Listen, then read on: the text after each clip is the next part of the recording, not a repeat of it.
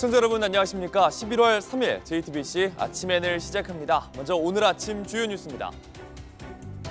밤사이 기온이 급격히 떨어지면서 올가을 서울에 첫 한파특보가 내려졌습니다. 서울 아침 최저 기온은 1도 안팎, 강원도 철원과 경북 봉화 등 내륙 산간 지역은 영하권으로 떨어졌습니다. 추위는 내일 낮부터 풀려서 모레는 평년 기온을 되찾겠습니다. 이번 한중 정상회담은 한중 관계 복원의 계기로 평가됩니다. 통화 스와프 연장과 FTA 2단계 협상 등 경제에서 성과를 냈지만 북핵 문제와 서해 갈등을 비롯해 반한령 해제까지 풀어야 할 숙제도 남아 있습니다. 윤석열 전 대통령이 오늘 내란 우두머리 혐의 재판에도 출석할 걸로 보입니다. 통일교회 불법 정치자금 수수 혐의로 기소된 권성동 국민의힘 의원의 첫 재판도 오늘 열립니다. 젠슨 황 엔비디아 CEO가 최신 GPU 26만 장을 한국에 우선 공급하겠다고 한 가운데 엔비디아의 공식 유튜브 계정에 한국을 향한 헌정 영상이 올라왔습니다. 엔비디아는 기적이 계속되는 한국에서 함께하게 돼 영광이라고 했습니다. 올해 가을 첫 한파특보가 서울에 내려졌습니다. 밤사이 기온이 급격히 떨어지면서 아침 출근길은 초겨울처럼 춥겠습니다. 꽁꽁 얼어붙는 찬바람에 옷깃을 바짝 여미셔야겠는데요. 다만 이번 추위는 다행히 오래가진 않겠습니다. 이재승 기자입니다. 이른 출근길 공기가 차갑습니다. 시민들은 두꺼운 외투에 모자를 깊게 눌러쓰고 목도리, 장갑까지 단단히 챙겼습니다. 갑작스러운 기온 변화에 몸을 잔뜩 웅크린 채 발걸음을 옮깁니다. 밤사이 찬 대륙 고기압이 확장하면서 기온이 큰 폭으로 떨어졌습니다. 오늘 서울 아침 최저 기온은 1도 안팎까지 내려갔고 강원도 철원과 경북 봉화 등 내륙 산간 지역은 영하권으로 떨어졌습니다. 어제 아침보다 5도에서 많게는 10도가량 더 낮습니다. 평년의 12월 초에 해당하는 초겨울 추위입니다. 찬 북서풍이 강하게 불면서 3일 월요일에는 복사냉각까지 더해지며 내륙과 산지에서 아침 기온이 영하로 내려가는 곳이 있겠습니다. 서울을 비롯해 수도권과 강원 내륙, 충청과 전북, 그리고 경상 서부에는 한파주의보가 발효 중입니다. 서울에 한파특보가 내려진 건 올가을 들어 처음입니다. 이들 지역에선 서리가 내리거나 얼음이 어는 곳도 있겠습니다. 무엇보다 일교차가 커 건강관리에 주의해야 합니다. 또 수도관 동파나 농작물 냉해 등에 대해서도 대비가 필요합니다. 다만 매서운 추위의 기세가 오래가지는 않겠습니다. 내일 아침까지 춥다가 낮부터 기온이 오르기 시작해 모레 수요일엔 평년 기온을 회복하겠습니다. JTBC 이재승입니다. 경주 에이펙 정상회의가 막을 내리면서 동시에 한중 정상회담이 열렸습니다. 95분 동안 만난 두 나라 정상은 통화 스와프 연장과 FTA 2단계 협상 등 경제 협력을 약속했습니다. 하지만 북한 비핵화와 서해 구조물 문제 등 민감한 과제들이 여전히 남아 있습니다. 최규진 기자입니다. 95분간의 정상회담 뒤 열린 국빈 만찬에서 이재명 대통령은 중국 고전 문장을 빌어 협력을 강조했습니다. 봉황이 날 수 있는 것은 깃털 하나의 가벼움 때문이 아니고 천리마가 달릴 수 있는 것은 다리 하나의 힘에서 비롯되는 것이 아니다. 시진핑 주석은 경주 출신 학자 고운 최치원의 시를 인용해 화답했습니다. 挂席扶沧海长风万里通的青年是中韩关系的未来，希望两国多开展青年交流活动，让中韩友好事业世代相传。 대통령실은 이번 회담을 통해 한중 관계가 전면 복원됐다고 평가했습니다. 통화 스와프 연장과 FTA 2단계 협상 등 경제 협력에서 실질적 성과를 냈고 공급망 안정과 투자 확대를 위한 한중 경제 협력 공동 계획도 서명했습니다. 하지만 북한 비핵화 등 안보 의제는 여전히 과제로 남았습니다. 리 대통령은 중국이 북한과의 대화에 건설적 역할을 해달라고 요청했는데 북한과의 대화 재개를 위해 한중 양국이 전략적 소통을 강화해 나가기를 기대합니다. 시 주석은 한반도 평화와 안정을 위한 노력을 지속하겠다는 원론적인 입장을 밝혔습니다. 为地区和平与发展提供更多正能量。 핵 잠수함 추진 등에 대해서도 논의가 이루어졌는데 위성락 안보실장은 한반도 평화와 비핵화 문제 논의가 있었다고만 밝혔습니다. 또 한화 오션 제재, 서해 구조물 문제 등 현안도 다뤘지만 즉각적 해법은 없었습니다. JTBC 최규진입니다. 이 회담을 계기로 한한령의 빗장이 풀어지는지도 큰 관심사였습니다. 박진영 대중문화교류위원장이 시진핑 주석과 이야기를 나누는 사진을 공개하기도 했는데 우리 정부는 문화협력에 대해서 원론적인 이야기를 나눴을 뿐이라며 한한령 해제는 성급하다고 봤습니다. 최연수 기자입니다. 현재 한중 간 경제협력 규모 구조가 수직적인 분업 구조에서 수평적인 협력 구조로 변화하고 있는 상황에서 양국 간의 호혜적인 협력 관계도 한중 정상회담에서 경제 민간 교류 개방을 강조한 이재명 대통령. 회담에서 한한령 해제에 대한 적극적인 논의가 이루어질 거란 기대감도 컸습니다. 이에 대통령실은 문화를 교류하고 협력하자는 공감대가 있었다며 실무적 소통을 통해 조율해 나갈 수 있을 것이라고 밝혔습니다. 중국은 2016년 주한미군의 사드 배치에 반발해 한국 기업의 콘텐츠와 연예인들의 활동을 막아왔습니다. 문서가 없는 비공식 제재로 중국은 지금까지도 공식적으로는 한한령을 내린 적 없다는 입장입니다. 그런데 회담 이후로 한한령이 풀리는 것 아니냐는 관측이 나왔습니다. 민주당 김영배 의원은 소셜미디어에 이재명 대통령과 시진핑 주석, 박진영 위원장이 이야기를 나누다가 북경에서 대규모 공연을 하자는 제안에 시 주석이 호응해 왕이 외교부장을 불렀다고 전했습니다. 이후 박 위원장도 경청해 주시고 좋은 말씀 해주셔서 감사하다는 글을 올리기도 했습니다. 하지만 대중문화교류위원회는 한한령 해제 신호라고 보기엔 성급한 판단이라며 선을 그었습니다. 위원회는 공식 외교 행사에서 서로 인사를 나누며 건넨 원론적 수준의 덕담이었다며 과도한 해석을 하지 말아달라 당부했습니다. JTBC 최연수입니다. 치킨 회동에 깜짝 선물까지 한국을 찾은 엔비디아의 젠슨 황 대표가 화제였죠. 그런데 엔비디아가 공식 계정에 한국을 향한 헌정 영상을 올렸습니다. 한국이 엔비디아의 성장에 어떤 존재였는지 강조했습니다. 박상욱 기자입니다. 이재용 삼성전자 회장과 정의선 현대차그룹 회장과의 치맥 회동 이후 고 이건희 회장과의 일화를 밝힌 엔비디아의 젠슨 황 CEO. In 1996, I received a letter from Korea. In the old times, letters traveled by mail, not email. And the letter described that I have a vision. I have a vision for Korea. 황 CEO는 인터넷으로 모두가 연결된 한국과 비디오 게임을 통한 기술의 발달, 그리고 최초의 게임 올림픽이 3대 비전이었다고 소개했습니다.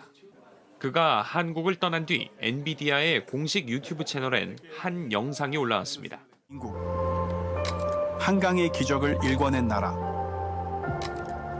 여러분의 결단력과 희생으로 단순한 재건을 넘어 역사상 가장 빠른 산업화를 이루었습니다. 한국에 대한 헌정 영상입니다. 한국 산업화에 이은 e스포츠의 성장이 엔비디아의 큰 기회가 됐다고 소개했습니다. PC방이라는 새로운 경기장이 탄생했고 엔비디아 지포스는 새로운 플레이어들의 장비가 되었습니다. 그리고 AI 혁명의 시대, 한국과의 파트너십을 구축하고 있다고 강조했습니다. 삼성, 현대, SK부터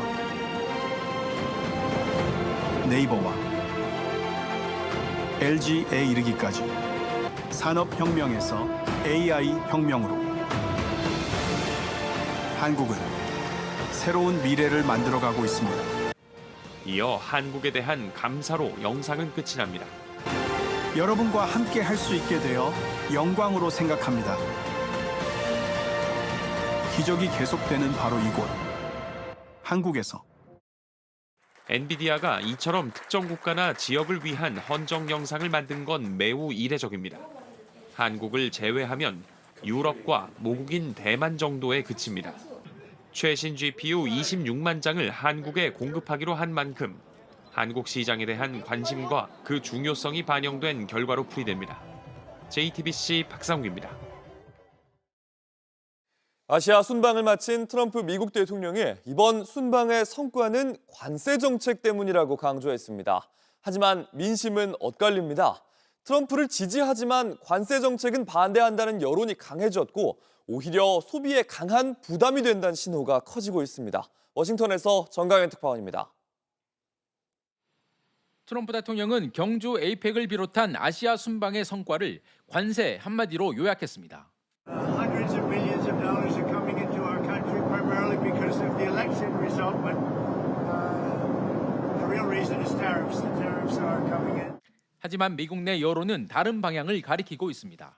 워싱턴 포스트와 ABC 뉴스가 입소스에 의뢰해 실시한 여론조사에서 관세 정책을 지지한다는 응답은 33%에 불과했습니다.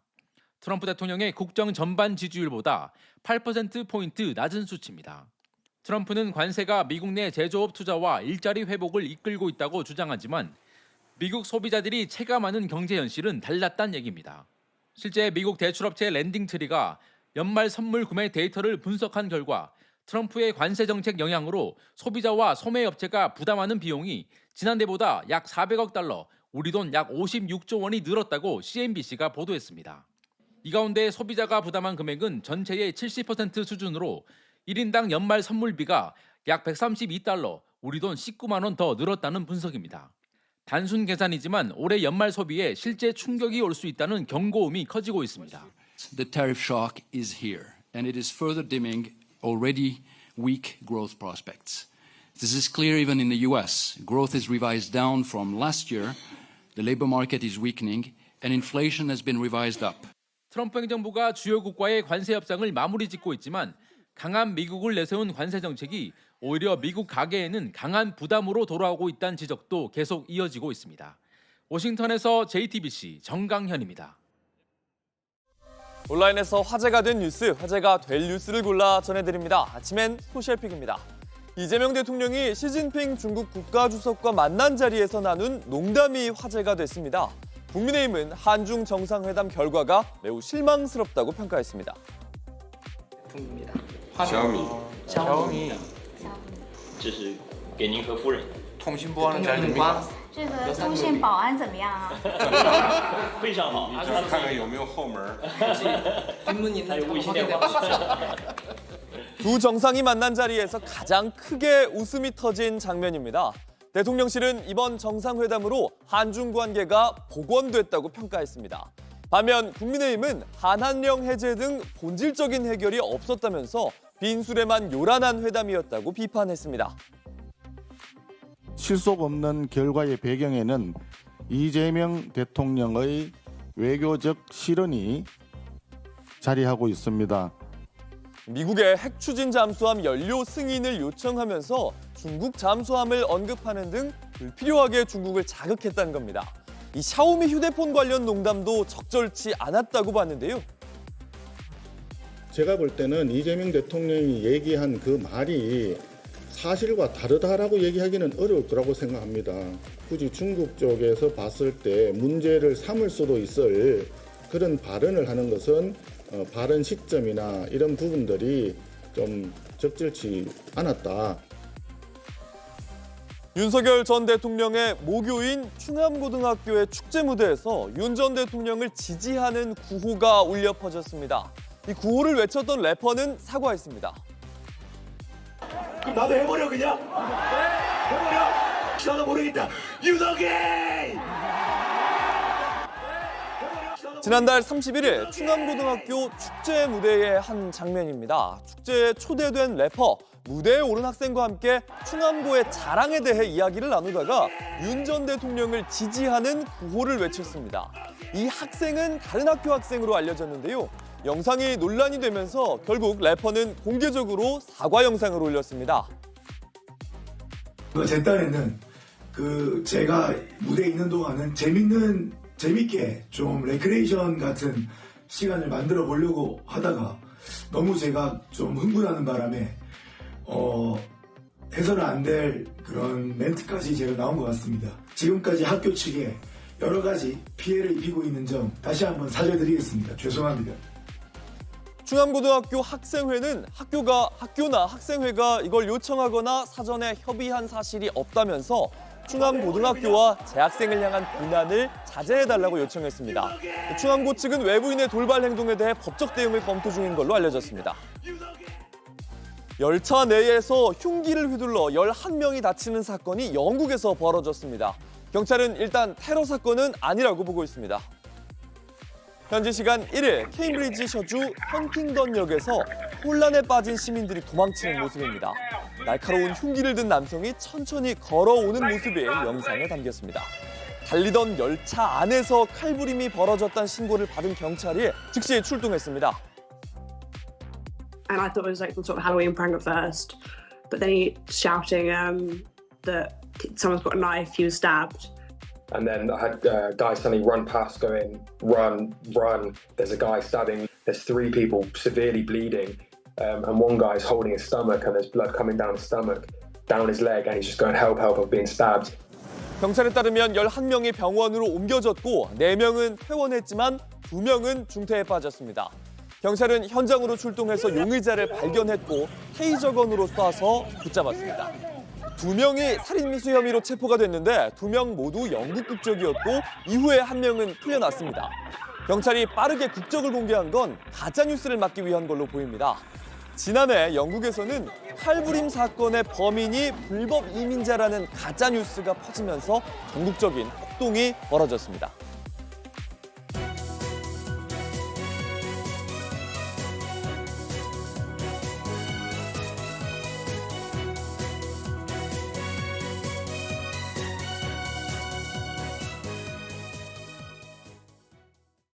오늘 서울지방법원에선 윤석열 전 대통령의 내란 우두머리 혐의 관련 재판이 열립니다.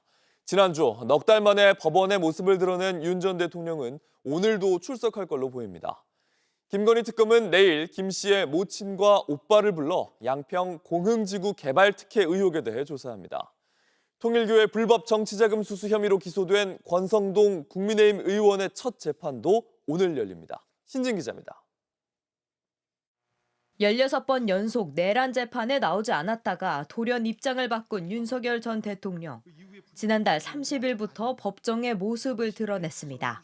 국회의원을 끌어내라는 지시를 받았다고 증언한 곽종근 전 육군 특수전사령관을 직접 신문했습니다. 장관한테 이게 어떤 계엄이고 규모가 어느 정도 군이 투입이 되면 이게 정말 확 없는 겁니까? 이런 거를 좀 물어볼 만한 그 궁금증이 안 생겼을까요? 윤 전 대통령은 오늘 열릴 공판에도 직접 출석할 전망입니다. 곽 전 사령관 증인 신문이 또 예정되어 있어 적극 방어권을 행사할 것이라는 전망이 나옵니다. 김건희 씨 일가 관련 수사에도 속도가 붙고 있습니다. 김건희 특검은 내일 김 씨의 어머니 최은순 씨와 오빠 김진우를 소환할 예정입니다. 최 씨가 특검에 소환된 건 이번이 처음입니다. 최 씨와 김 씨는 양평 공흥지구 개발 특혜 의혹 관련 피의자 신분으로 조사를 받고 있습니다. 통일교로부터 불법 정치자금을 받은 혐의로 구속 기소된 권성동 국민의힘 의원의 첫 재판도 오늘 열립니다. 권 의원은 2022년 1월 대선을 2달가량 앞두고 통일교 측으로부터 불법 정치자금 1억 원을 받은 혐의로 구속 상태에서 재판에 넘겨졌습니다. JTBC 신진혜입니다. 윤석열 전 대통령, 한덕수 전 총리 등 비상계엄 관련 재판은 동시에 여러 건이 진행되고 있습니다. 이르면 다음 달 말에 내란 혐의 재판의 첫 번째 결과가 나올 수가 있는데 한 전 총리 재판이 가장 먼저 끝날 가능성이 높습니다. 여도현 기자입니다.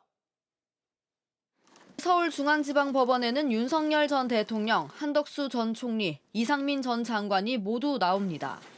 12.3 비상계엄을 선포하고 중요 임무를 맡은 책임을 가려내는 각각의 재판에 서는 겁니다. 윤 전 대통령은 주 3회, 한 전 총리는 주 2회, 이 전 장관은 주 1회 재판을 받습니다. 가장 먼저 시작된 윤 전 대통령의 내란 우두머리 재판의 경우 지규현 부장판사가 앞서 12월에는 재판을 끝내는 걸 목표로 한다고 법정에서 밝혔습니다. 특검이 기소한 체포방해 등 재판은 더 늦게 시작됐지만 주 2회 재판을 여는 만큼 속도가 붙을 걸로 보입니다. 한 전 총리의 재판부는 더 적극적입니다. 책임이 더 큰 내란 중요 임무 종사 혐의로 공소장 변경을 검토해보라고 하더니 11월 마무리 계획도 밝혔습니다. 저희 재판부는 11월 중에 종결을 목표로 하고 있습니다. 일단 저희는 다른 사건 진행과 관계없이 선고가 가능하다는 입장입니다. 계획대로 된다면 내란 사건 중 1호 판결은 한 전 총리가 될 가능성이 높습니다. 결심 후 선고까지 한두 달이 걸리는 점을 감안할 때 다음 달 말이나 내년 초면 선고가 가능해지는 겁니다. 한 전 총리의 재판에서 나온 12.3 비상계엄과 관련된 법원의 첫 판단은 같은 사실관계를 전제하고 있는 윤 전 대통령이나 다른 국무위원 재판의 가늠자가 될 수도 있습니다. JTBC 여도현입니다. 3만 4천 명의 러너들이 가을로 물든 서울 도심을 달렸습니다. JTBC 서울 마라톤에 참가한 시민들의 이야기를 오선민 기자가 들어봤습니다.